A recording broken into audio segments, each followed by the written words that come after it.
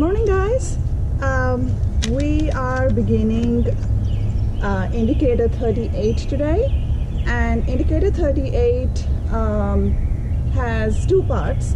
One is the learning target. As you can see, I can write and solve proportions. So there are two chapters in the red book that we are going to be covering with this, and the first one is lesson 3.4, and in this we are going to learn how to write a proportion, because so far we have done it just one way, but I'm going to show you two different ways of writing a proportion.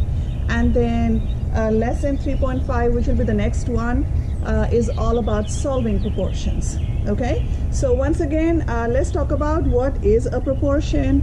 A proportion is an equation stating that two ratios are equivalent, and when two quantities that form a proportion are said to be proportional to each other. Okay, so let's look at writing a proportion. Very often it may be given to you in the form of a table. We can use two methods of writing a proportion. One is the column method and one is the rows method. So both are correct. Till now, mostly what we have done in the classroom is the column method, but today I'm going to show you the rows method also. Okay, so let's say I have a table given out to me like this, and we have the purchase and we have the total cost.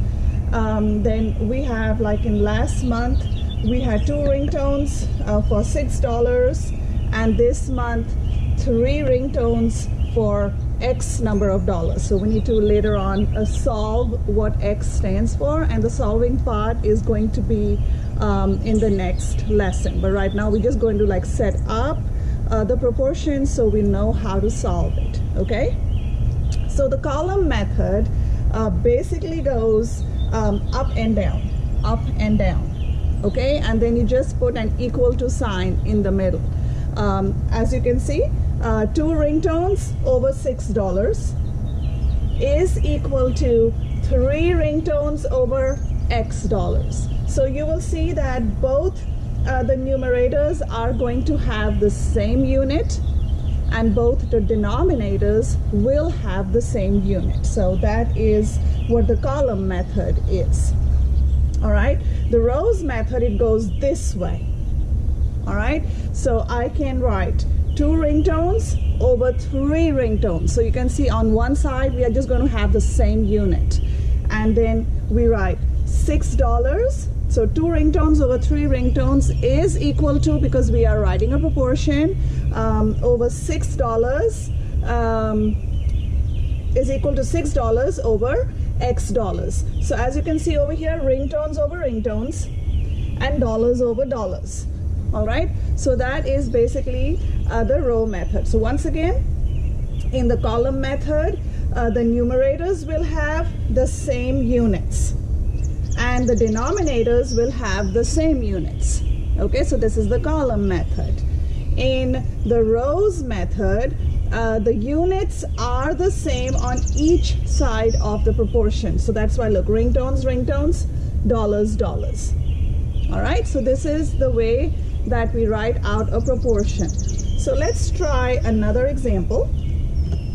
And let me just actually erase this part so we are not having to draw out the whole table again.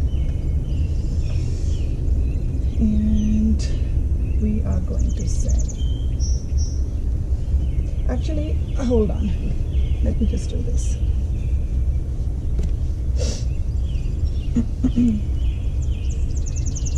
All right, now this one is going to be revolving around a recipe. So let's say to make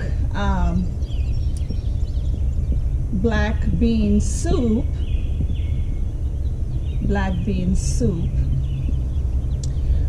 I am going to need 1 5/10 cups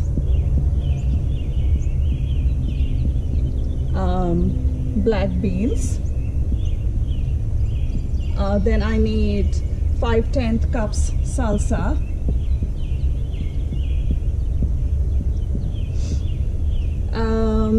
2 cups water,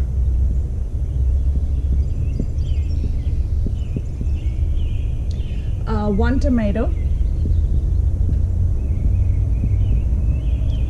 and 2 teaspoons seasoning.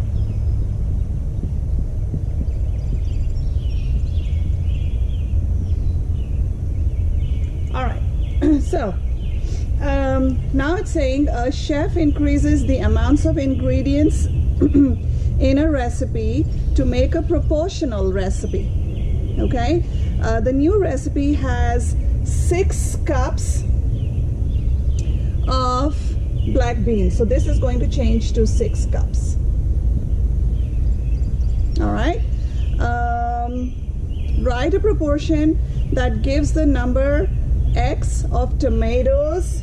So this, now we have to see how much is this going to be. So we're going to talk about this, tomatoes and black beans. So this is what we are trying to make a proportion of. Okay, so we are organizing. Let's do one thing first and foremost. I mean, you can look at this direct, or to make it more organized, you can form it into a table. And let's say I am making my table, and I have my black beans, and I have tomatoes,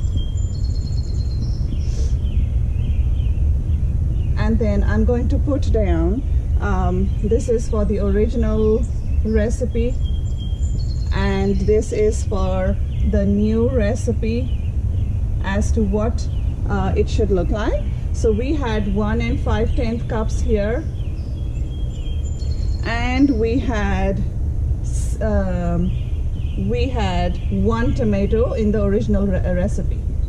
Okay, the new recipe is asking 6 cups of black beans will give us how many tomatoes. Okay, so if you put it up like this, it becomes very visual for you.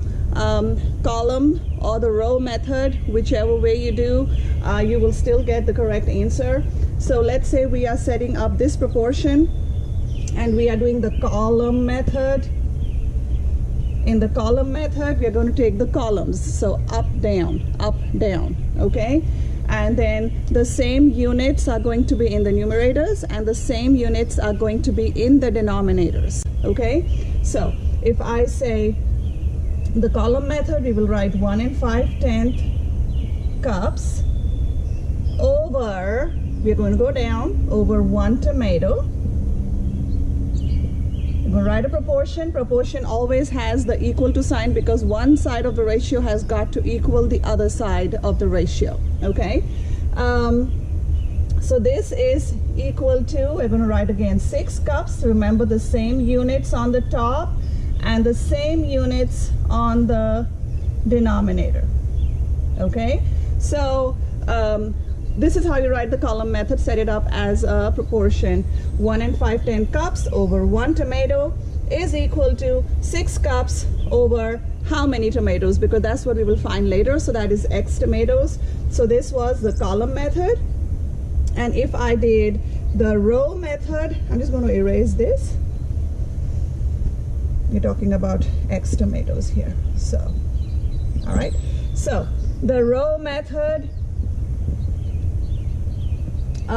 in this we are going this way. All right, so remember, we'll have the same unit on each side of the ratio. All right, so if I have row method, I'm going this way over this way is equal to this over this. All right, so 1 5/10 cups over 6 cups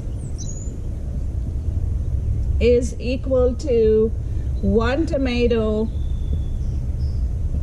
over X tomatoes.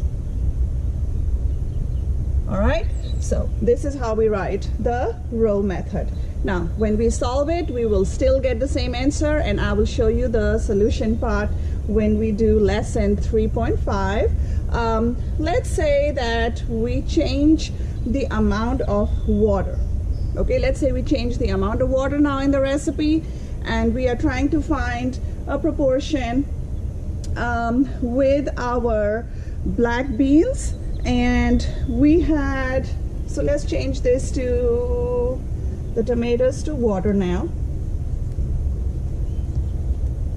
Okay, and we had how much water in the beginning? We had 2 cups water. All right, and now we are trying to find how many cups water is over here. So we can, I'm just going to call it Y. All right, so same thing, we have this already written out. I am just going to change this so that you can see what I'm doing. All right, so now since we are comparing, we are finding the ratio of black beans to water now, so we are going to remove the tomato part, and we are going to look at this part, because we are seeing what is the proportion of black beans to water. And literally whenever we do cooking, this is how we are forming our proportions. When we are either doubling the recipe, we are making the recipe half to cook for less people. So literally this is what we are doing in order to form our proportions so that all the cooking goes correct. Okay, so now in this case, black beans to water, so we have the column method up and down. So this is 2 cups, and then over Y cups, because that's what we need to find. So this is the column method, and then the rows method, we already have the black beans cups over cups, and now we are going to put the water 2 over Y. So we have 2 cups over Y cups. So this is how we set up proportions. Remember, we can do it either the column method or we can do it the rows method. Doesn't matter. When we are solving this, we will get the same answer. And I'm about to show you lesson 3.5, in which we are going to go ahead and solve these equations. Okay.